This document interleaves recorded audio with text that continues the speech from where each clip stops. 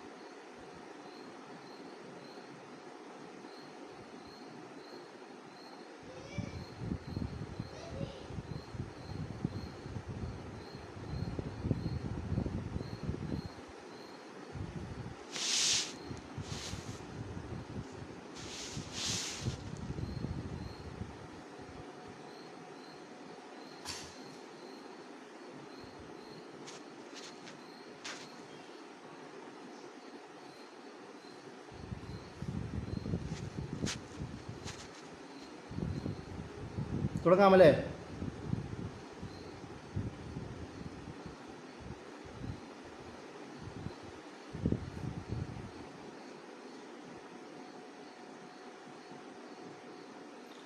ബിസ്മില്ലാഹിർ റഹ്മാനിർ റഹീം. അസ്സലാത്തു വസ്സലാമു അലാ റസൂലിൽ അമീൻ വഅലാ ആലിഹി വസഹ്ബിഹി അജ്മഈൻ. അമ്മാ ബഅദ്. അസ്സലാമു അലൈക്കും വറഹ്മത്തുള്ളാഹി വബറകാതുഹു. കുരിശുയുദ്ധം ചരിത്രവും സ്വാധീനവും എന്നുള്ള വിഷയത്തിലാണ് നമ്മൾ ഇന്ന് സംസാരിക്കാൻ പോകുന്നത്. ഇസ്ലാമിക ചരിത്രത്തിലും ലോക ചരിത്രത്തിലും ഏറ്റവും കൂടുതൽ രക്തച്ചൊരിച്ചിലുകൾക്ക് കാരണമായ, അതുപോലെ തന്നെ ഒരുപാട് വിവാദങ്ങൾക്കും ഇന്നും നീണ്ടു നിൽക്കുന്ന സാമൂഹിക രാഷ്ട്രീയ ചരിത്ര പശ്ചാത്തലങ്ങൾക്കും കാരണമായ ഒരു ചരിത്ര രചനകളാണ്, ചരിത്ര നിമിഷങ്ങളാണ് കുരിശുയുദ്ധം എന്ന പേരിൽ നമ്മൾ ഇന്നും ചർച്ച ചെയ്യുന്ന പ്രധാനപ്പെട്ട ആ സംഭവങ്ങളെല്ലാം. ഇത് എവിടെ നിന്നാണ് തുടങ്ങുന്നത്, ആരാണിതിൻ്റെ പുറകിൽ, പിന്നെ അതിൻ്റെ മോട്ടിവേഷൻ എന്തായിരുന്നു, അതിന് പിന്നീട് ചരിത്രത്തിൽ ഉണ്ടായ സ്വാധീനം എന്താണ്, ഇന്നും ആ ഒരു അറ്റ്മോസ്ഫിയർ എങ്ങനെയാണ് നിലനിൽക്കുന്നത് എന്നൊക്കെയാണ് നമുക്ക് പ്രധാനമായും ചുരുങ്ങിയ വേളയിൽ സംസാരിക്കാനുള്ളത്. സാധാരണ മുസ്ലിം ലോകത്തുള്ള ഏറ്റവും പ്രധാനപ്പെട്ട തെറ്റിദ്ധാരണകളിൽ ഒന്നാണ് കുരിശുയുദ്ധം എന്ന് പറയുന്നത്. അത് മുസ്ലിങ്ങളോട് മാത്രമുള്ള ഒരു യുദ്ധമാണ്. കാരണം കുരിശെന്ന് പറയുമ്പം ക്രിസ്ത്യാനിറ്റി ക്രോസ് എന്ന് പറയുന്ന സിമ്പലായി വരുന്നു. സ്വാഭാവികമായും ചരിത്രത്തിൽ കാണുന്നത് മുഴുവൻ നമ്മൾ ക്രിസ്ത്യൻസും മുസ്ലിങ്ങൾ തമ്മിലുള്ള ഒരു യുദ്ധത്തിൻ്റെ ചരിത്രമാണ്. അതുകൊണ്ട് ഈ പറയുന്ന കുരിശ് യുദ്ധം എന്ന് പറയുന്ന ക്രുസേഡ്സ് വാർ എന്ന് പറയുന്നത് മുസ്ലിങ്ങളും അതുപോലെ ക്രിസ്ത്യൻസിനും തമ്മിലൂടെയുള്ള, അല്ലെങ്കിൽ ക്രിസ്ത്യൻസ് മുസ്ലിങ്ങളെ അറ്റാക്ക് ചെയ്യുന്ന ഒരു ചരിത്രം പറയുന്ന, അതിൻ്റെ പേരിലുണ്ടായ കൊളോണിയൽ ചരിത്രവും അതിൻ്റെ പേരിലുള്ള സാംസ്കാരിക അധിനിവേശവും സകലവിധ അധിനിവേശങ്ങളെയും മുന്നിൽ വെച്ചുകൊണ്ട് നമ്മൾ സാധാരണ സംസാരിക്കാറുള്ള ഒരു പ്രധാനപ്പെട്ട വിഷയം ഇത് മുസ്ലിങ്ങളും ക്രിസ്ത്യൻസും തമ്മിലുള്ള ഒരു പ്രശ്നമായിട്ടാണ്. യഥാർത്ഥത്തിൽ ഈ ക്രുസേഡ് എന്ന് പറയുന്നത് യഥാർത്ഥത്തിൽ മുസ്ലിങ്ങൾക്ക് വേണ്ടി മാത്രമല്ല, മുസ്ലിങ്ങളോട് വേണ്ടി മാത്രം തുടങ്ങിയതല്ല.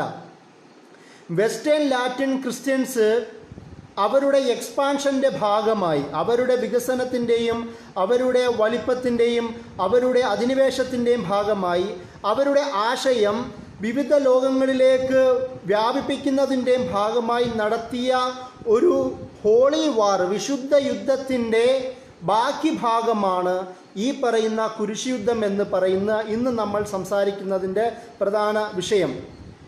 എന്ന് വെച്ചാൽ ചരിത്രം തന്നെ നമ്മൾ എടുത്തു നോക്കുക. ഒരുപാട് ചരിത്ര സംഭവങ്ങളിൽ മുസ്ലിങ്ങളല്ലാത്ത ആൾക്കാരെയും, അതായത് ക്രിസ്ത്യൻസിനെ തന്നെ 1053 നമ്മൾ ഈ ഒരു ചരിത്രം തുടങ്ങുന്നത് തന്നെ ക്രുസേഡ്സ് വാറിൽ തന്നെ നിരവധി നൂറ്റാണ്ടുകളായി ക്രിസ്ത്യൻസ് തമ്മിൽ പരസ്പരം തല്ലുകൂടുന്നുണ്ട്, പരസ്പരം യുദ്ധങ്ങൾ നടത്തുന്നുണ്ട്. അവരുടെ ക്രിസ്ത്യൻസ്, അവരുടെ കാത്തലിക്സ് ആവട്ടെ, പലവിധ അവർക്കിടയിലുള്ള വിഭാഗങ്ങൾ തമ്മിൽ, അധികാര ശക്തിയുള്ള കേന്ദ്രങ്ങൾ തമ്മിൽ പലവിധ യുദ്ധങ്ങൾ അവർ തമ്മിൽ നടത്തുന്നുണ്ട്. ഈ ഒരു ചരിത്രത്തിൻ്റെ ഒരു ബാക്കി പത്രമാണ് പിന്നീട് 10-11 നൂറ്റാണ്ടുകളിലൂടെ പിന്നീട് അത് മുസ്ലിം ഭാഗങ്ങളിലേക്ക് വ്യാപിപ്പിക്കുകയാണ് ചെയ്യപ്പെടുന്നത്.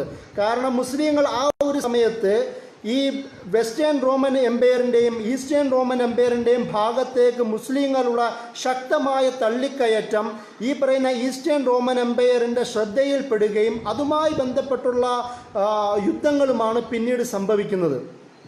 1053 ഈ അന്നത്തെ അവിടെയുള്ള പ്രധാനപ്പെട്ട പോപ്പായ ലിയോ 9 അദ്ദേഹം ഒരു സൈന്യത്തെ നോർമൻസ് എന്ന് പറയുന്ന ക്രിസ്ത്യൻസ് തന്നെ ഉള്ള ഒരു വിഭാഗത്തിലേക്ക് അയക്കുകയും ആ യുദ്ധം പരാജയപ്പെടുകയും ചെയ്യുന്നുണ്ട്.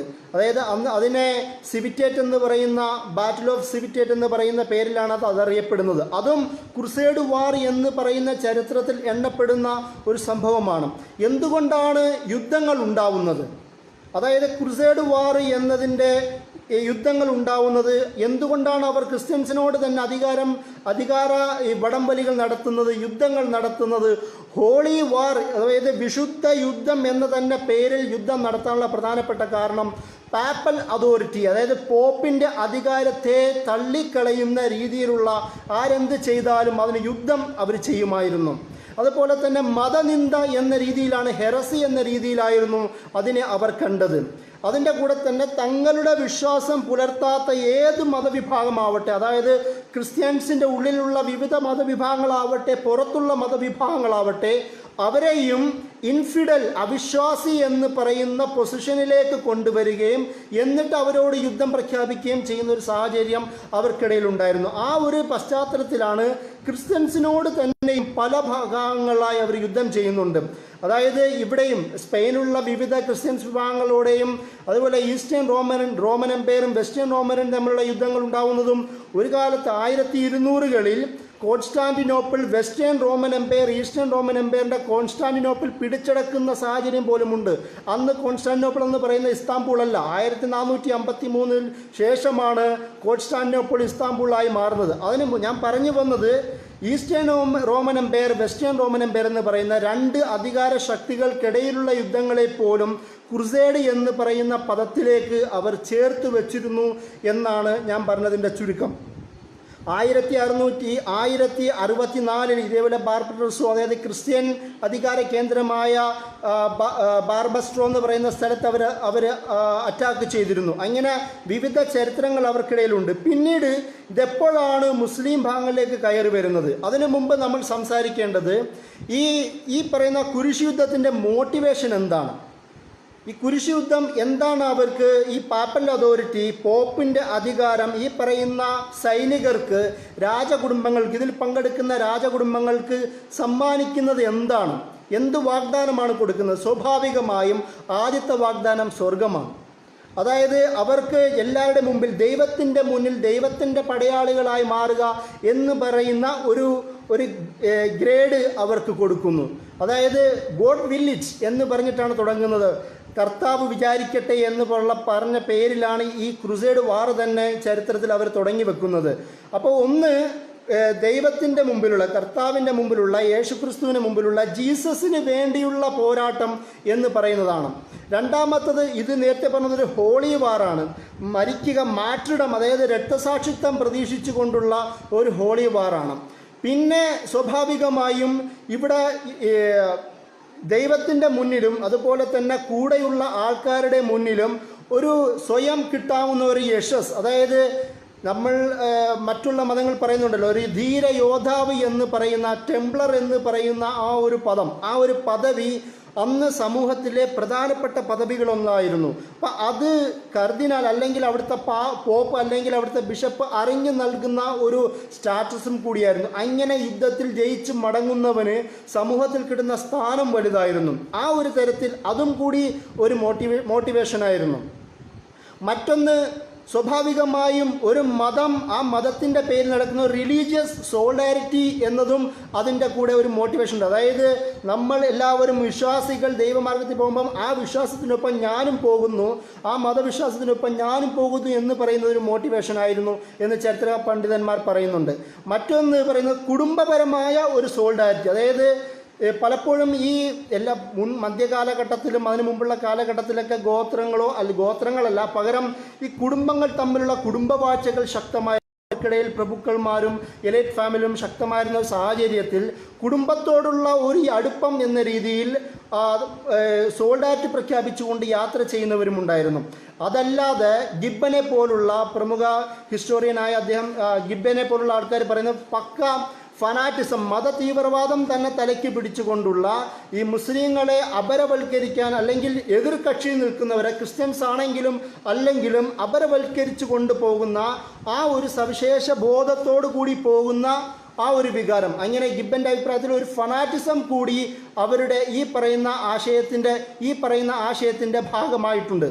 അതുപോലെ മറ്റൊരു പ്രത്യേകതയും എന്താണ്, ഇത് അവർ ഈ ഫനാറ്റിസവും ഇതിൻ്റെ കൂടെ തന്നെ അവർക്ക് കിട്ടുന്നത് ഈ പോപ്പിൻ്റെ അധികാരത്തെ അവർ ജനങ്ങൾക്ക് മുമ്പിൽ, ക്രിസ്ത്യൻസിന് മുമ്പിൽ അടിച്ച് സ്ഥാപിക്കുന്ന ഒരു സാഹചര്യം കൂടി അതിൻ്റെ ഉണ്ട്. അതായത് പോപ്പിൻ്റെ അധികാരത്തിൻ്റെ അപ്രമാദിത്വം, അന്നുള്ള ക്രിസ്ത്യൻസ് രാജകുടുംബങ്ങളെ മുഴുവനും പോപ്പിൻ്റെ അധികാരത്തിലേക്ക് കേന്ദ്രീകരിച്ച് വരികയും പോപ്പ് പറയുന്നത് കേൾക്കുകയും ചെയ്യുന്ന സാഹചര്യം ഉണ്ടാവുക. അപ്പം ഇതൊക്കെ ആയിരുന്നു ഈ പറയുന്ന നമ്മളിപ്പോൾ പറഞ്ഞുകൊണ്ടിരിക്കുന്ന കുരിശ് യുദ്ധത്തിൻ്റെ പുറകിലുള്ള മോട്ടിവേഷനും അധികാരത്തിൻ്റെ പിന്നിലുള്ള വിവിധ കളികളും. ഇങ്ങനെ അതിൻ്റെ കൂടെ മറ്റൊരു ഉദാഹരണം കൂടി ചരിത്രകാരന്മാർ പറയുന്നുണ്ട്. ജീൻ ഫ്ലോറിനെ പോലുള്ള ഈ വിഷയത്തിൽ എക്സ്പേർട്ടുകൾ പറയുന്നത് ഒരു കൺവെർഷനും കൂടി, നിർബന്ധിത മതപരിവർത്തനവും കൂടി അവർ ലക്ഷ്യം വെച്ചിരുന്നു എന്ന് പറയുന്നുണ്ട്.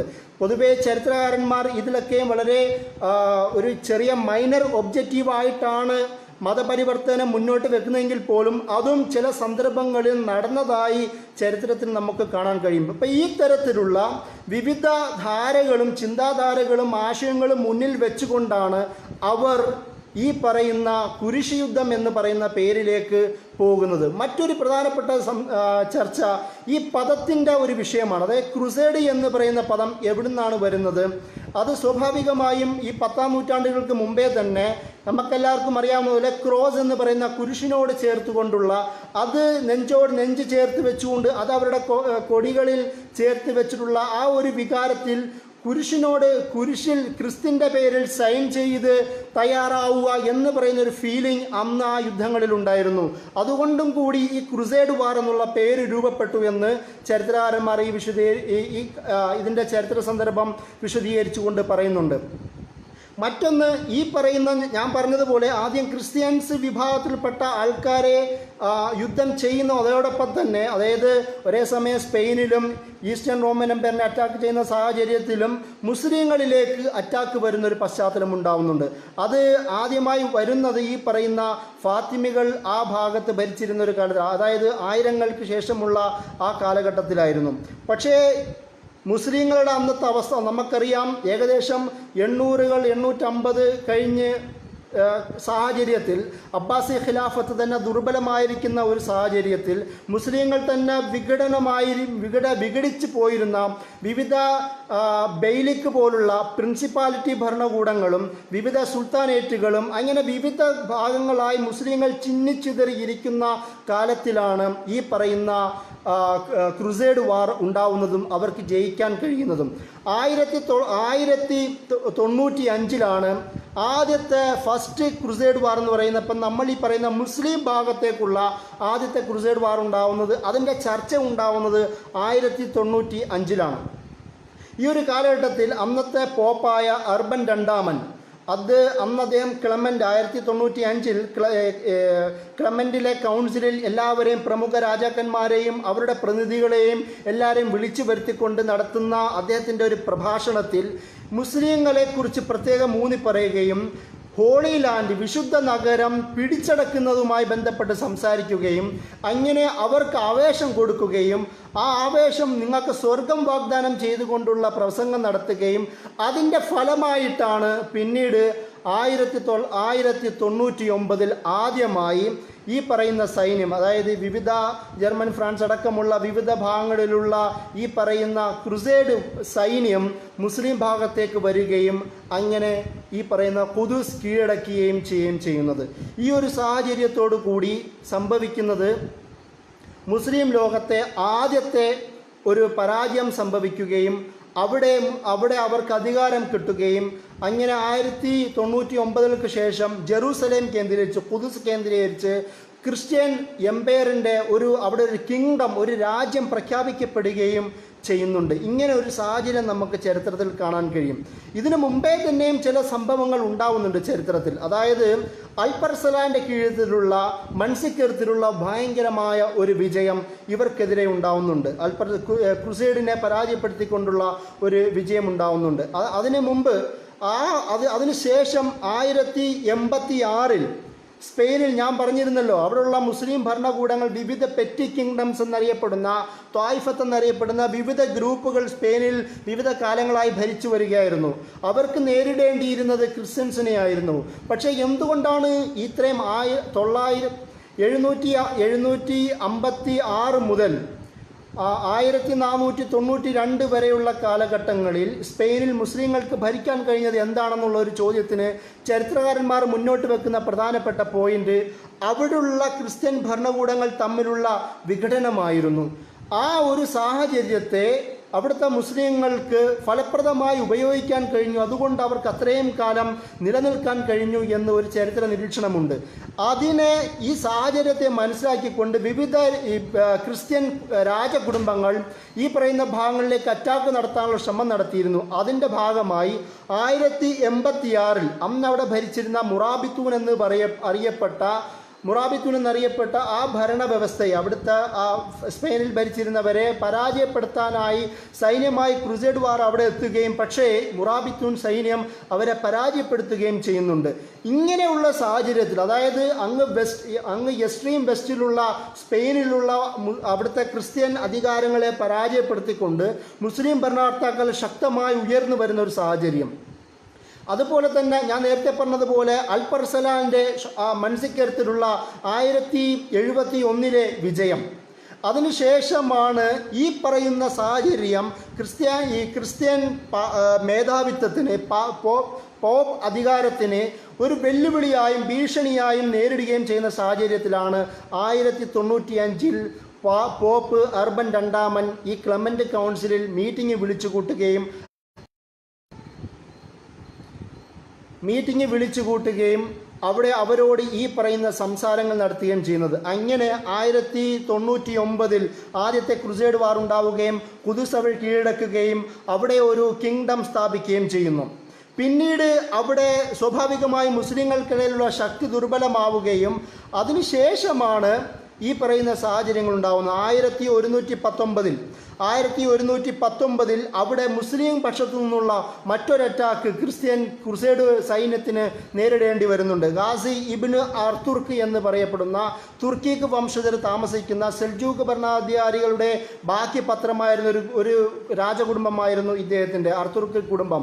അവർ ഈ ക്രുസേഡ് വാറിനെ തകർക്കുകയും ദമസ്കസ് എന്ന് പറയുന്ന ഭാഗം അവർ അന്താക്കിയ പോലുള്ള എഡീസ അല്ലെങ്കിൽ അഡീസ, അന്താക്കിയ എന്ന് ഡിഫറൻറ്റ് പേരിൽ അറിയപ്പെടുന്ന ആ ഭാഗം അവർ പിടിച്ചെടുക്കുകയും ചെയ്യുന്നതോടുകൂടി ശക്തമായ പ്രശ്നങ്ങൾ ഉണ്ടാവുകയും അത് രണ്ടാമത്തെ ക്രുസേഡ് വാറിലേക്ക് നയിക്കുകയും ചെയ്യുന്നുണ്ട്. ആ ഒരു സാഹചര്യത്തിൽ നിങ്ങൾ ആലോചിച്ച് നോക്കുക, അന്നത്തെ മുസ്ലിങ്ങൾ തന്നെ ഞാൻ നേരത്തെ പറഞ്ഞതുപോലെ ഛിന്ന ഭിന്നമായിരിക്കുന്ന ഒരവസ്ഥ. അതിനുശേഷമുണ്ടായിരുന്ന വിവിധ മുസ്ലിം കുടുംബങ്ങൾ ക്രിസ്ത്യൻ ഈ പറയുന്ന ക്രുസേഡ് വാറിനെ തന്നെ സഹായിച്ചു കൊണ്ടിരിക്കുന്ന സാഹചര്യവും അവർക്കിടയിൽ ഉണ്ടായിരുന്നു. അതായത് അന്നത്തെ ആ ഭാഗത്തെ ദമസ്കസ് കേന്ദ്രീകരിച്ച് അന്ത്യോക്യ ഭാഗം ഭരിച്ചിരുന്ന ഒരു ഫദ്ലുൽ മുൽക്ക് റളുവാൻ എന്ന് അറിയപ്പെടുന്ന ആൾ ക്രുസേഡുകൾക്ക് സപ്പോർട്ട് ചെയ്തുകൊണ്ട് വിവിധ മുസ്ലിം ഭരണകർത്താക്കൾ ഈ പറയുന്ന ക്രുസേഡുകൾക്കെതിരെ യുദ്ധം ചെയ്യാൻ തയ്യാറെടുക്കുന്ന സാഹചര്യത്തിൽ പോലും ഇയാളെപ്പോലുള്ള ഫദ്ലുൽ മുൽക്ക് റളുവാനെ പോലുള്ള മുസ്ലിം ഭരണകർത്താക്കൾ ക്രുസേഡിനെ സപ്പോർട്ട് ചെയ്യുന്ന ഒരു സാഹചര്യവും നമുക്ക് ഈ ഒരു സാഹചര്യത്തിൽ നമുക്ക് കാണാൻ കഴിയും. ഈ ഒരു സാഹചര്യത്തിലാണ് ഈ ഇസ്ലാമിക ചരിത്രത്തിലെ മറ്റൊരു പ്രധാനപ്പെട്ട ഹീറോ പരിവേഷം പിൽക്കാലത്ത് കിട്ടിയ ഇമാദുദ്ദീൻ സംഖിയുടെ രംഗപ്രവേശം സംഭവിക്കുന്നത് ഈ സാഹചര്യത്തിലാണ്. 1044 ഇമാദുദ്ദീൻ സംഖി അദ്ദേഹം ഈ എഡീസ എന്ന് പറയുന്ന അന്ത്യോക്ക് എന്ന് പറയുന്ന ഭാഗം പിടിച്ചടക്കുന്നത് ക്രിസ്ത്യൻ ഈ പറയുന്ന ക്രുസേഡ് വാറിന് സംഭവിച്ച ഏറ്റവും വലിയ ആഘാതമായിരുന്നു. അതായത് ആദ്യത്തെ ഫസ്റ്റ് ക്രുസേഡ് 1099 ക്രുസേഡ് വാറിന് ശേഷം വിവിധ ഘട്ടങ്ങളിലൂടെ അവിടെയുള്ള ലോക്കൽ മുസ്ലിം ഭരണാധികാരികളുമായി വിവിധ തരത്തിലുള്ള ട്രീറ്റുകൾ സംഘടിപ്പിച്ചുകൊണ്ട് അവരുടെ അധികാരം നിലനിർത്തി പോകുന്ന ക്രിസ്ത്യാനികളെ അവരുടെ അധികാരം തന്നെ ഇല്ലാതാക്കുന്ന തരത്തിലേക്ക് തന്ത്രപ്രധാനമായ അന്ത്യോക്ക് എന്ന് പറയപ്പെടുന്ന അന്താക്കിയ അല്ലെങ്കിൽ എഡീസ എന്നറിയപ്പെടുന്ന സിറിയൻ തുർക്കി ഭാഗത്തുള്ള പ്രദേശം ഇമാദുദ്ദീൻ സംഖി അദ്ദേഹം കീഴടക്കുന്നതോടുകൂടി അത് രണ്ടാമത്തെ ക്രുസേഡ് വാറിനുള്ള പശ്ചാത്തലം ഒരുക്കുകയാണ് ചെയ്യുന്നത്.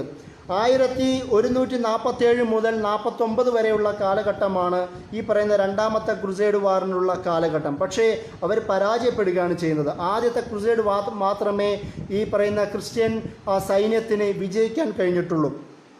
പിന്നീട് ഇമാദുദ്ദീൻ സംഖിയുടെ ഭരണകാലം കഴിയുകയും അദ്ദേഹത്തിന് അതേ സമയം തന്നെ 1154 അദ്ദേഹത്തിൻ്റെ മകനായ നൂറുദ്ദീൻ സംഖി അധികാരത്തിലേറുകയും അദ്ദേഹം അടുത്ത തന്നെ പ്രദേശമായ ദമസ്കസ് കീഴടക്കുകയും ചെയ്യുന്നുണ്ട്. നൂറുദ്ദീൻ സംഖിയുടെ ഈ വിജയവും ഞാൻ നേരത്തെ പറഞ്ഞതുപോലെ ഇമാദുദ്ദീൻ സംഖിയുടെ ഈ അന്ത്യോക്യ പിടിച്ചെടുക്കലും മകൻ നൂറുദ്ദീൻ സംഖിയുടെ ദമസ്കസ് പിടിച്ചെടുക്കലും ഈ നേരത്തെ പറഞ്ഞതുപോലെ ക്രിസ്ത്യൻ ഭരണകൂടങ്ങളുടെ അധികാരങ്ങളെ നശിപ്പിക്കുന്നതിന് ആ ഭാഗങ്ങളെ ദുർബലമാക്കുന്നതിന് പ്രധാനപ്പെട്ട കാരണമായി മാറിയിട്ടുണ്ടായിരുന്നു.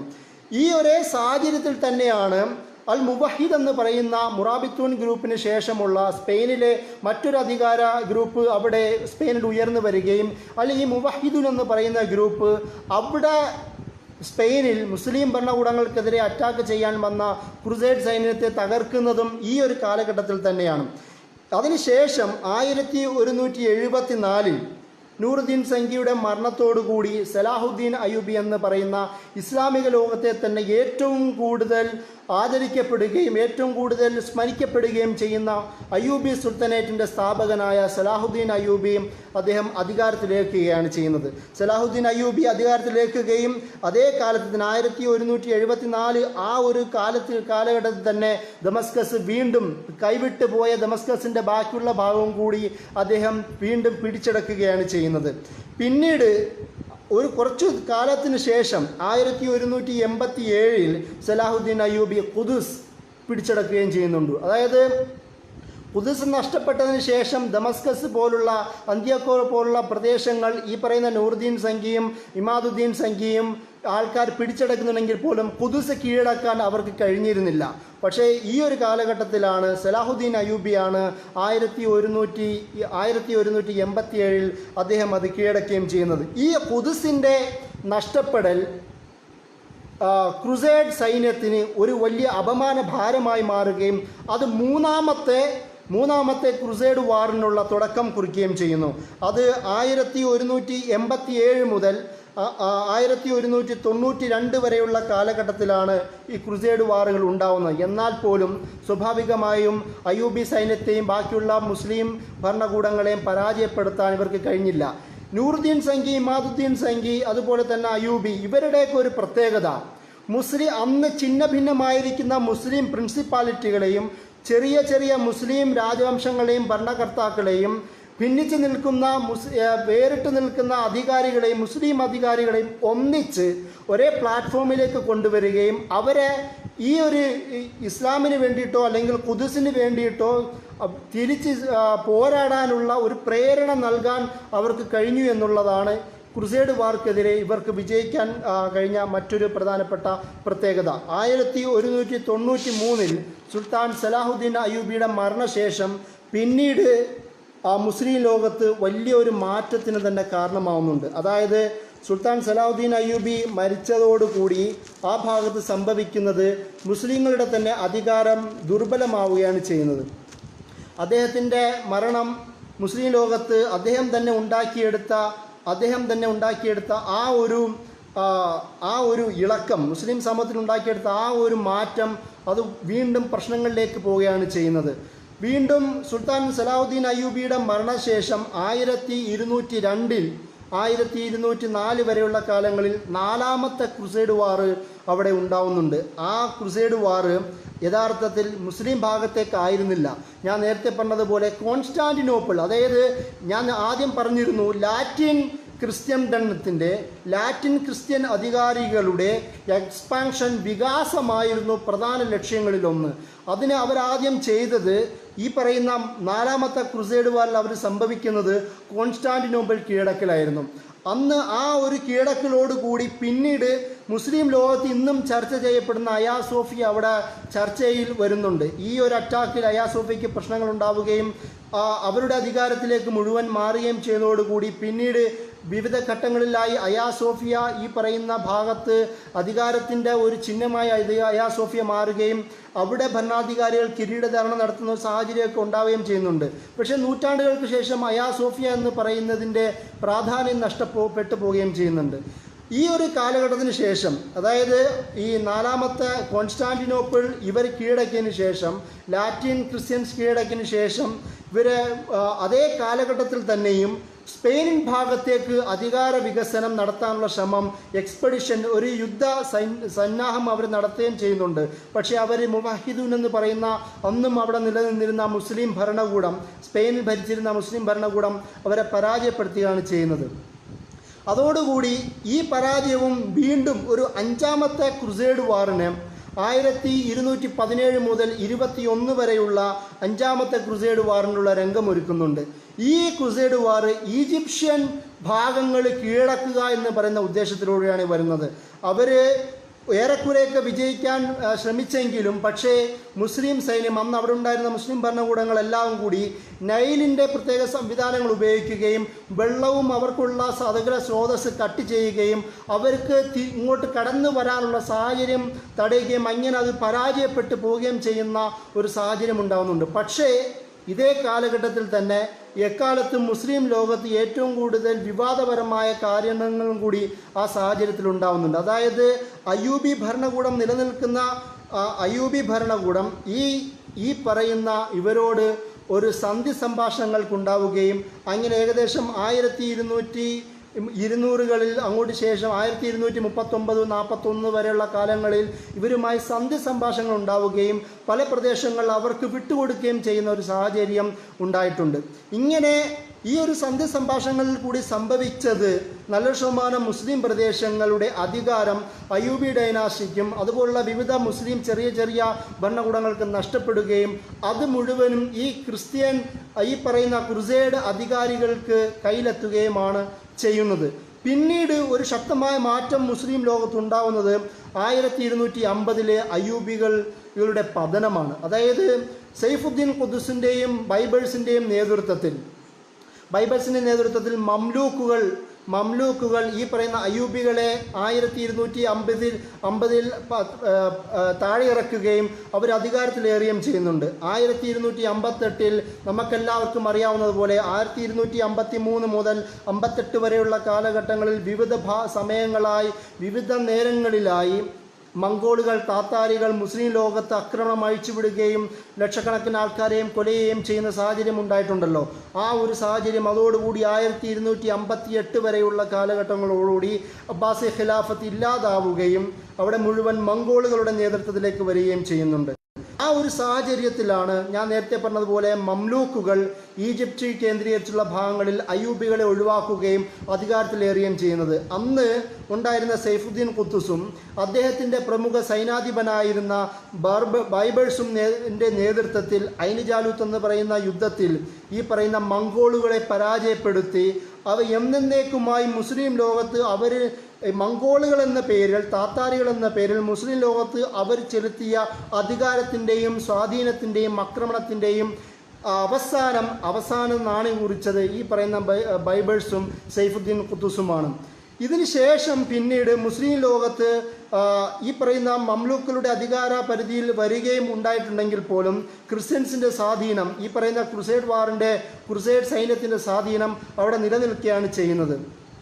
പിന്നീട് ഉസ്മാനിയ ഖിലാഫത്തിൻ്റെ തുടക്കമാണ് സംഭവിക്കുന്നത്. നമുക്കറിയാം 1200-കൾക്ക് ശേഷം 1300 വരെയുള്ള കാലഘട്ടങ്ങളിൽ ഈ സൗത്ത് എന്ന് പറയുന്ന പ്രദേശത്ത് ഏഷ്യ മൈനറിൽ നിന്നും ഈ പറയുന്ന ഓഗസ്റ്റ് ട്രൈബിൻ്റെ ഒരു പ്രമുഖ വിഭാഗം കായ് ട്രൈബ് ഈ പറയുന്ന ഭാഗത്തേക്ക് വരികയും അവിടെ സുലൈമാൻ ഷായും അദ്ദേഹത്തിൻ്റെ മകൻ എർത്തുറൂലും പിന്നീട് അദ്ദേഹത്തിൻ്റെ മകൻ ഉസ്മാൻ ഖാൻ്റെ നേതൃത്വത്തിൽ ചെറിയ ചെറിയ പ്രിൻസിപ്പാലിറ്റി, ബൈലിക് എന്നറിയപ്പെടുന്ന പ്രിൻസിപ്പാലിറ്റിയുടെ അധികാരം അവരെ നിലനിർത്തുകയും അങ്ങനെ 1300 ഏകദേശം 1298 950 എന്ന് പറയുന്നു, ചിലർ 1300 എന്ന് പറയുന്നു. ആ ഒരു കാലഘട്ടത്തിൽ കൂടി നല്ലൊരു ശതമാനം പ്രദേശത്ത് ഉസ്മാൻ ഖാൻ അധികാരം സ്ഥാപിക്കുകയും അത് പിന്നീട് 19-20 നൂറ്റാണ്ടിൻ്റെ തുടക്കം വരെ നീണ്ടു നിൽക്കുന്ന ഉസ്മാനിയ ഖിലാഫത്തിൻ്റെ സ്ഥാപനത്തിലേക്ക് വഴിതെളിക്കുകയും ചെയ്യുന്നു. ഈ ഒരു സാഹചര്യത്തോടു കൂടിയും ക്രുസേഡ് വാറിന് പുതിയ ഒരു ശത്രു ഉദയം ചെയ്യുകയാണ് ചെയ്യുന്നത്. അത് ഒസ്മാനി തുർക്സ് ആയിരുന്നു.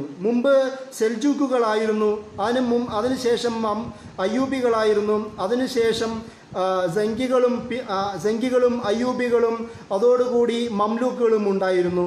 ഇവരുടെ വരവോടുകൂടി ഉസ്മാനി തുർക്സ് എന്ന് പറയുന്ന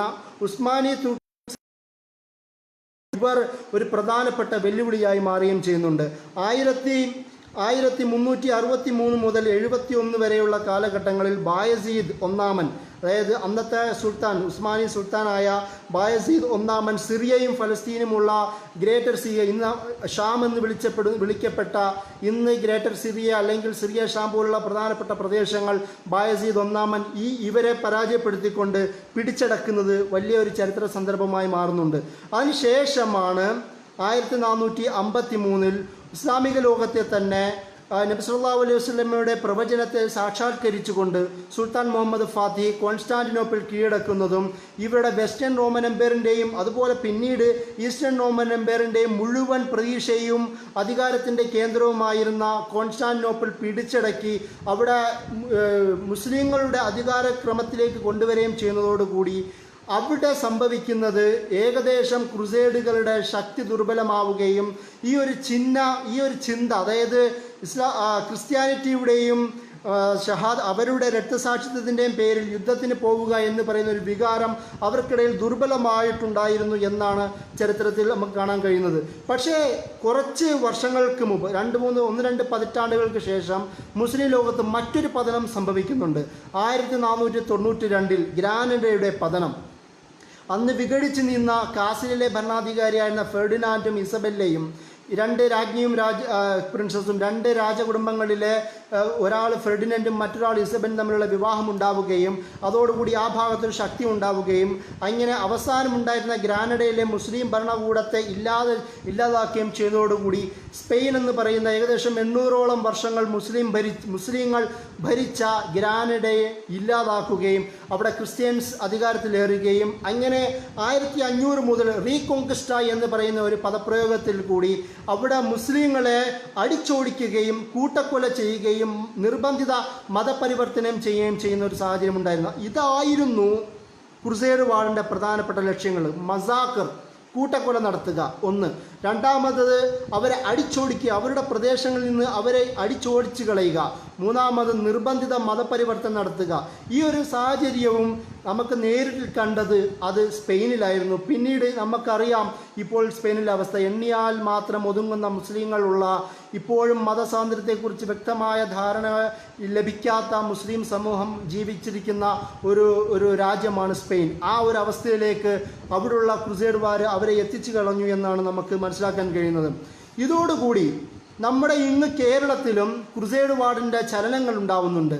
പലപ്പോഴും നമ്മൾ ക്രുസേഡ് വാർ എന്ന് കേൾക്കുമ്പോൾ, ഈ കുരിശുയുദ്ധങ്ങളെന്ന് കേൾക്കുമ്പോൾ നമ്മൾ ആദ്യം സംസാരിക്കുന്നത് നേരിട്ട് ഈ പറയുന്ന വെസ്റ്റ് ഏഷ്യൻ നാടുകളോ പാശ്ചാത്യ നാടുകളോ ഈസ്റ്റേൺ റോമൻ എംപയറിൻ്റെയോ വെസ്റ്റേൺ റോമൻ എംപയറിൻ്റെയോ ചരിത്ര നിമിഷങ്ങൾ മാത്രമാണ്. പക്ഷേ ക്രുസേഡ് വാറിൻ്റെ ഒരു ഭാഗവും കൂടിയായിരുന്നു അവർ നടത്തിയ നാവൽ എക്സ്പെഡിഷൻ, നാവിക പര്യടനങ്ങൾ. അതിൻ്റെ ഭാഗമായിരുന്നു മെഗല്ലൻ്റെ യാത്ര. മെഗല്ലനെ കുറിച്ച് ഭൂമി ഉരുണ്ടതാണ് മെഗല്ലൻ കണ്ടെത്തിയെന്ന് പറയുന്ന അതേ മെഗല്ലൻ തന്നെ ഒരുപാട് പേരെ വധിച്ചിട്ടുണ്ട് എന്ന് നമുക്ക് ചരിത്രത്തിൽ വായിക്കാൻ കഴിയും. അതുപോലെ തന്നെയാണ് മാർക്കോ പോളോയുടെ യാത്ര. അതുപോലെ തന്നെയാണ് കേരളത്തിൽ 1492 സ്പെയിനിൻ്റെ പതനമുണ്ടായിട്ടുണ്ടെങ്കിൽ അതേ കുറച്ച് വർഷങ്ങൾക്ക് ശേഷം 1498 വാസ്കോ ഡി ഗാമ നമ്മുടെ കേരളത്തിലെ കാപ്പാട് വന്നിറങ്ങുന്നുണ്ട്. പിന്നീട് അയാൾ ചെയ്തു തീർത്ത കുറ്റകൃത്യങ്ങൾ നമുക്കറിയാം.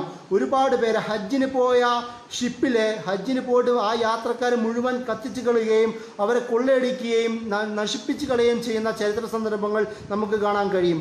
ആ വാസ്കോ ഡി ഗാമയുടെ ഓർമ്മ ഇന്നും കാപ്പാടിലുണ്ട് എന്നുള്ളത് വളരെ വിരോധാഭാസകരമാണ് എന്നത് ഈ ഭാഗത്ത് പ്രത്യേകം ഓർക്കണം. 1500-കൾക്ക് ശേഷം കേരളീയ മുസ്ലിം സമൂഹവും ഇവരെ നേരിട്ടു എന്നുള്ളതാണ്. ഇന്ത്യൻ സബ് കോണ്ടിനെന്റിലെ ആദ്യത്തെ വിദേശ അധിനിവേശത്തിനെതിരെ പോരാടിയ മുസ്ലിം പണ്ഡിതനാര് എന്നുള്ള ചോദ്യം ചോദിക്കുമ്പോൾ നമുക്ക് സൈനുദ്ദീൻ മഖ്ദൂം ഒന്നാമൻ്റെ പേരാണ് പ്രത്യേകം എടുത്ത് പറയാനുള്ളത്. അദ്ദേഹത്തിൻ്റെ തഹ്രീദു അഹ്ലുൽ ഈമാൻ അല അബ്ദത്ത് സുൽബാൻ എന്നറിയപ്പെടുന്ന ആ വർക്ക്, പോർച്ചുഗീസ് സൈന്യത്തിനെതിരെ പോരാടാൻ ജിഹാദിനെ പ്രഖ്യാപിച്ചുകൊണ്ടുള്ള അദ്ദേഹത്തിൻ്റെ ആ കൃതി, അദ്ദേഹത്തിൻ്റെ മകനായ ഷേഖ് അബ്ദുൽ അസീസ് അദ്ദേഹത്തിൻ്റെ പോരാട്ടം, അതിനുശേഷം സൈനുദ്ദീൻ മഖ്ദൂം രണ്ടാമൻ്റെ തുഹഫത്തുൽ മുജാഹിദീൻ പോർച്ചുഗീസുകാർക്കെതിരെ ആ പോരാട്ടത്തിൻ്റെ ചരിത്രം, ഈ ചരിത്രവും ക്രുസേഡ് വാറുമായി തന്നെ ചേർത്ത് വെച്ച് വായിക്കേണ്ട ചരിത്രങ്ങളാണ് എന്നതും കൂടിയാണ് ഇതിനു കൂടെ പ്രത്യേകം എടുത്തു പറയുകയാണ് ചെയ്യുന്നത്. പിന്നീട് ഞാൻ പറഞ്ഞതുപോലെ ഉസ്മാനിയ ഖിലാഫത്തിൻ്റെ തുടർച്ച ഉണ്ടാവുകയും 1500-600-കൾക്കിടയിൽ സുൽത്താൻ സലീമും സലീം രണ്ടും സുൽത്താൻ സുലൈമാൻ കാനൂനി പോലുള്ള മഹാന്മാരായ ഖലീഫന്മാർ ഈ പറയുന്ന ഭാഗത്തെ മുഴുവൻ ഇസ്ലാമിക ലോകത്തേക്ക് കൊണ്ടുവരുന്നതോടുകൂടി അധികാരവും മുഴുവനും ഉണ്ടാവുകയും ഈ പറയുന്ന ക്രുസേഡ് വാറിൻ്റെ അതിലുള്ള ബോധം പോലും ഞാൻ നേരത്തെ പറഞ്ഞ പോലെ നഷ്ടപ്പെടുന്ന ഒരു സാഹചര്യമുണ്ട്. ആ ഒരു സാഹചര്യത്തിലാണ് 1518 അന്നത്തെ പ്രമുഖ ക്രിസ്തീയ പണ്ഡിതനായിരുന്ന മാർട്ടിൻ ലൂതർ അദ്ദേഹം ഒരു എക്സ്പ്ലനേഷൻ ഓഫ് 95 ഇയേഴ്സ് എന്ന് പറയുന്ന ഒരു കൃതി എഴുതുന്നുണ്ട്. ആ കൃതിയിൽ ക്രിസ്ത്യാനികളോട് അദ്ദേഹം കൊടുക്കുന്ന ഒരു നിർദ്ദേശം, ഇനി നിങ്ങൾ മുസ്ലിങ്ങളോട് തുർക്കുകളോട് യുദ്ധം ചെയ്യേണ്ടാവില്ല, കാരണം വിജയിക്കില്ല. അതിന് എന്തുകൊണ്ടാണ് വിജയിക്കാത്തത്? കാരണം ഈ പരാജയങ്ങളും ദൈവത്തിൻ്റെ നമ്മൾ ചെയ്ത സിന്നുകളുടെ പാപങ്ങളുടെ ശിക്ഷയായിട്ടാണ് മുസ്ലിങ്ങൾ നമ്മളുടെ മേലുള്ള ആധിപത്യം സംഭവിച്ചിരിക്കുന്നത്. അത് ദൈവശിക്ഷയായിട്ടാണ്. അതുകൊണ്ട് നിങ്ങൾ യുദ്ധം ചെയ്യേണ്ടതില്ല, പ്രാർത്ഥിച്ചു കൊള്ളുക എന്ന് പറഞ്ഞുകൊണ്ട് അദ്ദേഹത്തിൻ്റെ എക്സ്പ്ലനേഷൻ ഓഫ് 95 ഇയേഴ്സ് എന്ന് പറയുന്ന ബുക്കിൽ അദ്ദേഹം ക്രിസ്ത്യാനികളോട് പറയുന്നുണ്ട്. എന്നാൽ അതേ മനുഷ്യൻ തന്നെ, അതേ മാർട്ടിൻ ലൂതർ തന്നെ 1529 അദ്ദേഹത്തിൻ്റെ ഓൺ വാർ എഗെയിൻസ്റ്റ് ടർക്സ്, തുർക്കികൾക്കെതിരെയുള്ള യുദ്ധം എന്ന് പറയുന്ന വർക്കിൽ വീണ്ടും പാതിരിമാരുള്ള ക്രിസ്ത്യൻ അധികാരികൾക്കുള്ള അധികാരം ക്രിസ്ത്യൻസിനിടയിൽ നഷ്ടപ്പെടുകയും അവിടുത്തെ കുടുംബങ്ങളിലേക്ക് അധികാരം ഒരുക്കപ്പെടുകയും ചെയ്യുന്ന സാഹചര്യം ആയിരുന്നു ആ സമയത്ത്. അതായത് പാപ്പൽ അതോറിറ്റിക്ക്, പോപ്പിൻ്റെ അതോറിറ്റിക്ക് അധികാരം ദുർബലമാവുകയും ക്രിസ്ത്യൻ ഭരണകൂടങ്ങൾക്ക് അധികാരം ശക്തമാവുകയും ചെയ്തിരിക്കുന്ന ഒരു സാഹചര്യം കൂടിയായിരുന്നു. ആ ഒരു സാഹചര്യത്തിലാണ് മാർട്ടിൻ ലൂതർ അദ്ദേഹം പറയുന്നത്, ക്രിസ്ത്യൻ രാജകുടുംബങ്ങളോട് പറഞ്ഞു നിങ്ങൾ പോയി യുദ്ധം ചെയ്യുക, ക്രിസ്ത്യൻ പാതിരിമാരെ ഈ വിഷയത്തിലേക്ക് കൂട്ടേണ്ടതില്ല എന്ന് പറഞ്ഞുകൊണ്ട് അദ്ദേഹം നേരത്തെ പറഞ്ഞ പൊസിഷൻ മാറ്റുന്നുണ്ട്. ഇങ്ങനെ മുസ്ലിം ലോകത്ത് അല്ലെങ്കിൽ ക്രിസ്ത്യൻ ലോകത്ത് ക്രുസേഡ് വാർ എന്ന് പറയുന്നത് മുസ്ലിങ്ങളിലേക്ക് മാത്രം കേന്ദ്രീകരിക്കപ്പെടുകയും മുസ്ലിം എന്ന് പറയുന്നത് തുർക്കായി മനസ്സിലാക്കുകയും തുർക്ക് എന്ന് പറയുന്നത് മുസ്ലിമായി മനസ്സിലാക്കുകയും ചെയ്യുന്ന ഒരു സാഹചര്യമുണ്ട്. ഈ ഒരു സാഹചര്യത്തിൽ ഇന്നും ഫോക്ലോർ കഥകളിൽ ഏറ്റവും കൂടുതൽ ശ്രദ്ധേയനായ ഒരാളുടെ കൂടെ ചരിത്രവും കൂടി നമ്മൾ അറിഞ്ഞിരിക്കേണ്ടത് വളരെ ഇമ്പോർട്ടൻ്റ് ആണ്. ഡ്രാക്കുള പ്രഭു എന്നറിയപ്പെടുന്ന വ്ളാഡ് പ്രഭു, അദ്ദേഹത്തിൻ്റെ ചരിത്രം സുൽത്താൻ മുഹമ്മദ് ഫാത്തിഹ് രണ്ടാമൻ്റെ കാലഘട്ടത്തിൽ അദ്ദേഹത്തിൻ്റെ കൂടെ കൊട്ടാരത്തിൽ വളർന്ന ഡ്രാക്കുള പ്രഭുവും അദ്ദേഹത്തിൻ്റെ അനിയനും, പിന്നീട് അദ്ദേഹം ഡ്രാക്കുള അവിടുന്ന് രക്ഷപ്പെടുകയും ഡ്യൂക്ക് വ്ളാഡ് എന്നാണ് അദ്ദേഹത്തിൻ്റെ പേര്, അദ്ദേഹം അവിടുന്ന് രക്ഷപ്പെടുകയും അദ്ദേഹത്തിൻ്റെ വലാച്ചിയ ഭാഗത്തേക്ക് മടങ്ങിപ്പോവുകയും അവിടെ ആൾക്കാരെ കൂട്ടുകയും അവിടെ ഒരു സ്വാതന്ത്ര്യ പ്രഖ്യാപനം നടത്തുകയും സ്വതന്ത്രമായ ഭരണം നിലനിർത്തുകയും ചെയ്യുന്ന ഒരു സാഹചര്യം ഉണ്ടായിരുന്നു. അന്ന് സുൽത്താൻ മുഹമ്മദ് ഫാത്തിഹ് പിന്നീട് ഈ വ്ളാഡ് പ്രഭുവിൻ്റെ ഡ്രാക്കുള എന്ന് പിന്നീട് അറിയപ്പെട്ട മൂപ്പരുടെ കുറ്റകൃത്യങ്ങളും മൂപ്പരുടെ അതിക്രമങ്ങളും മർദ്ദനങ്ങളെയും കേട്ടറിയുകയും പിന്നീട് ഡ്രാക്കുളയെ പരാജയപ്പെടുത്തി ഇല്ലാതാക്കുകയും പിന്നീട് അദ്ദേഹം മരിച്ചു പോവുകയാണ് ചെയ്യുന്നത്.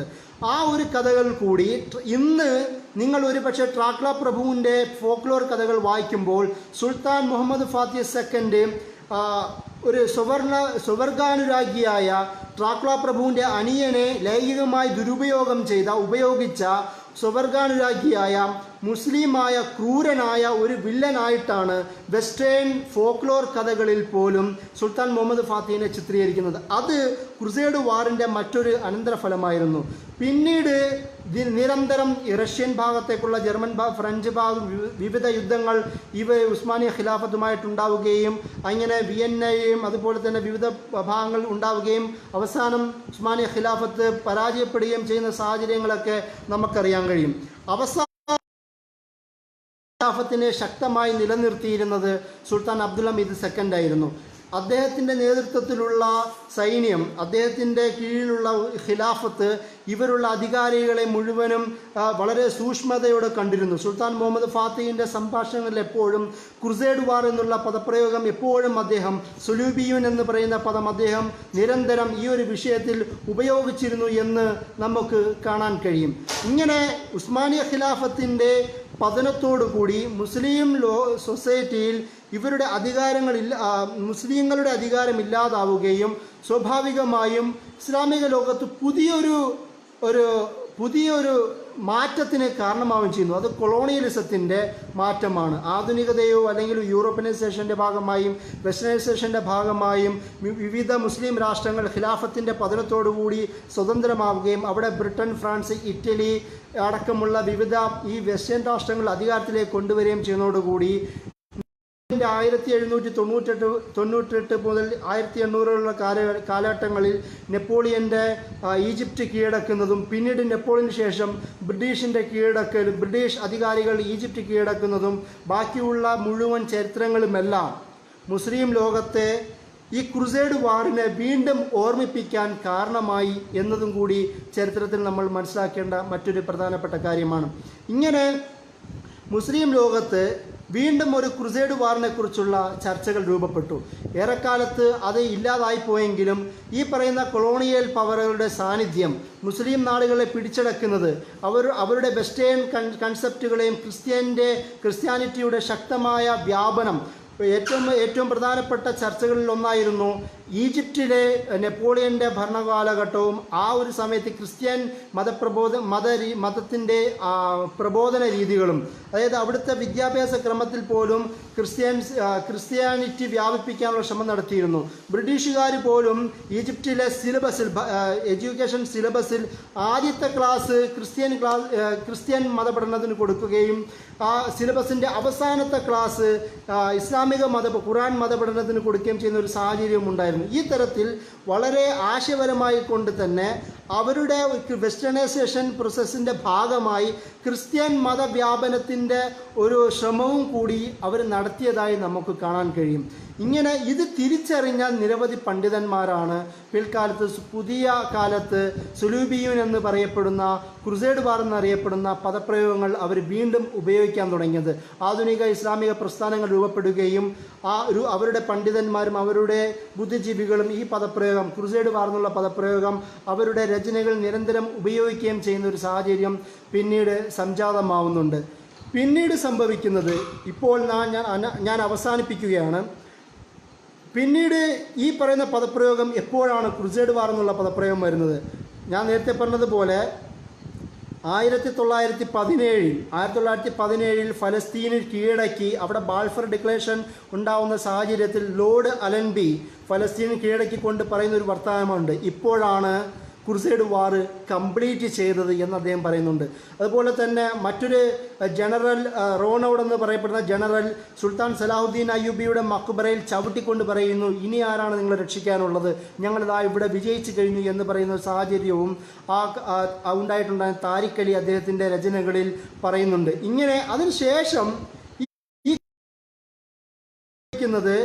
വാർ ഓൺ ടെറർ എന്ന് പറയുന്ന ജോർജ് ബുഷ് പ്രഭാഷണത്തിൽ അറിയാതെ സ്ലിപ്പ് ഓഫ് ടങ് എന്ന രീതിയിൽ വന്നുപോയ ക്രുസേഡ് വാർ എന്നുള്ള പദപ്രയോഗമാണ്.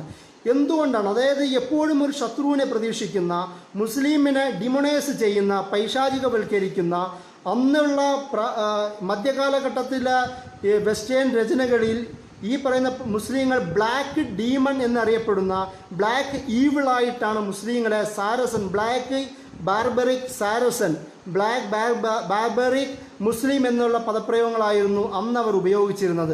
ആ ഒരു ആശയം ഇന്ന് പോലും ക്രിസ്ത്യൻ ഇവാഞ്ചലിസ്റ്റുകൾക്കിടയിലും ക്രിസ്ത്യൻ സയോണിസ്റ്റുകൾക്കിടയിലും ക്രിസ്ത്യൻ വലതുപക്ഷ പാർട്ടികൾക്കിടയിലും ക്രുസേഡ് വാർ ഇന്നും അതേപോലെ നിലനിൽക്കുന്നു എന്നുള്ളത് വളരെ ഗൗരവമായി കാണേണ്ട ഒരു വിഷയമാണ്.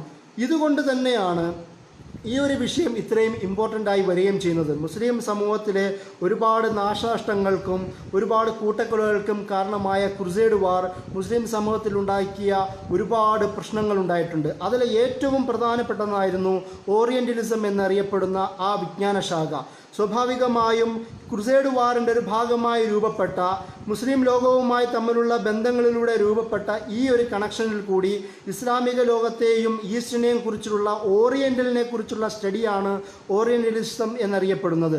പിന്നീട് ഈ രചനകളിൽ ഇസ്ലാമിൻ്റെ അടിസ്ഥാന സംഭവങ്ങളെക്കുറിച്ചും നബി സല്ലല്ലാഹു അലൈഹി വസല്ലമയെക്കുറിച്ചും മുസ്ലിമിനെക്കുറിച്ചും ഇസ്ലാമിനെക്കുറിച്ചും വളരെ വക്രീകരിക്കുന്ന, വളരെ തെറ്റായ രീതിയിലുള്ള വായനകൾ ഉണ്ടാവുകയും അത് ലോകത്ത് മുഴുവൻ പടരുകയും അതിൻ്റെ അടിസ്ഥാനത്തിൽ മുസ്ലിം സൊസൈറ്റിയിൽ തന്നെ ഒരു മോഡേണിസ്റ്റ് പ്രവണത ഉണ്ടാവുകയും അതിൻ്റെ അടിസ്ഥാനത്തിൽ ഇസ്ലാമിൻ്റെ ശരീഅത്തിനോടും ഇസ്ലാമിൻ്റെ പാരമ്പര്യത്തോടും കൾച്ചറിനോടും ഇസ്ലാമിൻ്റെ ആശയ സംഹിതയോടും ഘടനയോടും ഇസ്ലാമിൻ്റെ രാഷ്ട്രീയ സാമൂഹിക വ്യവസ്ഥയോട് പോലും അരോചകത്വം ഉണ്ടാവുകയും അതിനെതിരെ ചിന്തിക്കുന്ന ഒരു തലമുറയെ വാർത്തെടുക്കാൻ ഈ പറയുന്ന കൊളോണിയൽ പവർക്ക് കഴിഞ്ഞത് ഓറിയൻ്റലിസ്റ്റ് രചനകളുടെ ഭാഗമായിട്ടാണ്. ഈ തരത്തിൽ വിവിധ സ്വാധീനം മുസ്ലിം സമൂഹത്തിൽ ഉണ്ടാക്കിയിട്ടുണ്ട്. മറ്റൊരു സ്വാധീനം സ്വാഭാവികമായും മുസ്ലിങ്ങളുമായി ഇവർ തമ്മിൽ ഉണ്ടായ ഭാഗമായി മുസ്ലിങ്ങളുടെ ഒരുപാട് ആചാരക്രമങ്ങൾ, ഒരുപാട് മാനറിസങ്ങൾ, സോഷ്യൽ ബിഹേവിയർ എല്ലാം ഇവർ കടമെടുക്കുകയും ചെയ്തതായി നമുക്ക് കാണാൻ കഴിയും. അവരുടെ ആർട്ടിലും ആർക്കിടെക്ചറിലും അവരുടെ ചിന്തകളിൽ പോലും ഇസ്ലാമിക ലോകത്തെ വൈജ്ഞാനിക വികാസങ്ങൾ പോലും കടമെടുക്കുകയും യൂറോപ്യൻ നവോത്ഥാനത്തിലേക്ക് പോലും വഴിതൊഴിക്കാൻ പറ്റുന്ന സാഹചര്യം ഉണ്ടാവുകയും ചെയ്തതായി നമുക്ക് കാണാൻ കഴിയും. ഇങ്ങനെ വിവിധ തരത്തിലുള്ള സ്വാധീനം ഉണ്ടാകും. ഏറ്റവും പ്രധാനപ്പെട്ട സ്വാധീനം എന്ന് പറയുന്നത് ഈ സോഷ്യൽ ബിഹേവിയറായിട്ട് ഇബ്നു ജുബൈറിനെ പോലുള്ള ആൾക്കാർ എഴുതുന്നുണ്ട്. അതായത് അദ്ദേഹത്തിൻ്റെ ഒരു യാത്രയിൽ അദ്ദേഹം പറയുന്നത്, ഈ റോമൻ എംപയർ ആ ഭാഗങ്ങൾ അദ്ദേഹം സഞ്ചരിച്ചിട്ട് പറയുന്നത്, അവർക്ക് ഈ മലമൂത്ര വിസർജനം നടത്താൻ സ്വകാര്യതയില്ല, കുളിക്കാറില്ല, ഈ പലതരത്തിലുള്ള വൃത്തി അവർ കീപ്പ് ചെയ്യാറില്ല. പക്ഷെ പിന്നീട് സംഭവിക്കുന്നത് പ്രൈവറ്റ് ബാത്റൂം, ടോയ്ലറ്റ് എന്ന് പറയുന്ന സംവിധാനം, ഇങ്ങനെയുള്ള സംവിധാനങ്ങൾ, ഹമാം പോലുള്ള സംവിധാനങ്ങൾ വെസ്റ്റേൺ നാടുകൾ വ്യാപകമാവാൻ ഈ മുസ്ലിം വാറുകളുടെ ഒരു പ്രതിഫലനമായിരുന്നു എന്നും കൂടി നമുക്ക് പറയാം. ഇങ്ങനെ വിവിധ തരത്തിലുള്ള സ്വാധീനങ്ങൾ മുസ്ലിങ്ങൾക്ക് ക്രിസ്ത്യൻസിൽ നിന്ന് സ്വാധീനം കുറവാണെങ്കിൽ പോലും ക്രിസ്ത്യൻസിന് മുസ്ലിങ്ങളിൽ നിന്ന് ധാരാളം സ്വാധീനങ്ങൾ ഉണ്ടായിട്ടുണ്ട്. ട്രേഡിൻ്റെ ഒരുപാട് ട്രേഡ് ഉണ്ടായി. ഈ ട്രീറ്റിയുടെ കാലത്ത് ഒരുപാട് ട്രേഡുകൾ, കച്ചവട വ്യാപാരങ്ങൾ നടത്തി. വസ്ത്രവും അതുപോലെ തന്നെ ഇരുമ്പ്, സിൽവർ പോലുള്ള ആയുധങ്ങളുടെ എക്സ്പോർട്ട് ഇമ്പോർട്ട് കച്ചവടങ്ങളും അതുപോലെ തന്നെ കമ്പിളി പൊതുപ്പ് പോലുള്ള വിവിധ വസ്ത്രങ്ങളുടെ വ്യാപാരങ്ങളും അങ്ങനെ ഞാൻ നേരത്തെ പറഞ്ഞുള്ള വൈജ്ഞാനിക വ്യവഹാരങ്ങളുടെ കൊടുക്കൽ വാങ്ങലുകളുമെല്ലാം അങ്ങനെ വിവിധ തരത്തിലുള്ള ഇൻഫ്ലുവൻസും ഈ പറയുന്ന ക്രുസേഡിൻ്റെ ഭാഗമായി തന്നെ പോസിറ്റീവായ തലത്തിലും ഉണ്ടായിട്ടുണ്ട് എന്ന് നമുക്ക് കാണാൻ കഴിയും. ഞാൻ അവസാനിപ്പിക്കുന്നത് ലോക ചരിത്രത്തിൽ തന്നെ ഒരുപാട് പ്രശ്നങ്ങൾക്കും ഒരുപാട് മാറ്റങ്ങൾക്കും ഒരുപാട് പരിവർത്തനങ്ങൾക്കും ഒരുപാട് സംഘർഷങ്ങൾക്കും കാരണമായ ചരിത്ര നിമിഷങ്ങളാണ് നൂറ്റാണ്ടുകളോളം നിലനിന്ന ഈ ക്രുസേഡ് വാർ എന്ന് നമ്മൾ ഓർത്തിരിക്കുക. ഇന്നും യൂറോപ്യൻ നാടുകളിലും അമേരിക്കൻ ഭാഗങ്ങളിലും ശക്തമാവുന്ന ക്രിസ്ത്യൻ വലതുപക്ഷ തീവ്രവാദി സംഘടനകളുടെയും പാർട്ടികളുടെയും മനസ്സിൽ ക്രുസേഡ് എന്ന് അറിയപ്പെടുന്ന ആ ഒരു ആശയം നിലനിൽക്കുന്നുണ്ട് എന്നുള്ളതാണ് വെസ്റ്റേൺ രാഷ്ട്രങ്ങളെക്കുറിച്ചുള്ള പഠനങ്ങളിൽ നിന്ന് നമുക്ക് മനസ്സിലാക്കാൻ കഴിയുന്നത്. അതുകൊണ്ട് അവിടങ്ങളിലുള്ള മുസ്ലിങ്ങളുടെ ജീവിതം ഒരു രണ്ടാം കിട സിറ്റിസനായി മാറുകയും അവരുടെ അവകാശങ്ങൾ നേടിയെടുക്കുന്നതിൽ ഒരുപാട് പ്രശ്നങ്ങൾ നേരിടുകയും ചെയ്യുന്ന ഒരു സാഹചര്യം കൂടിയാണ് ഇത്. തീർച്ചയായും അറിഞ്ഞിരിക്കേണ്ട ഒരു വസ്തുതയാണ് എന്ന് പറഞ്ഞുകൊണ്ട് ഞാൻ എൻ്റെ വർത്തമാനം അവസാനിക്കുന്നു. വാഹൃദാവാൻ അൽഹംദുലില്ലാഹി റബ്ബിൽ ആലമീൻ. അസ്സലാമു അലൈക്കും.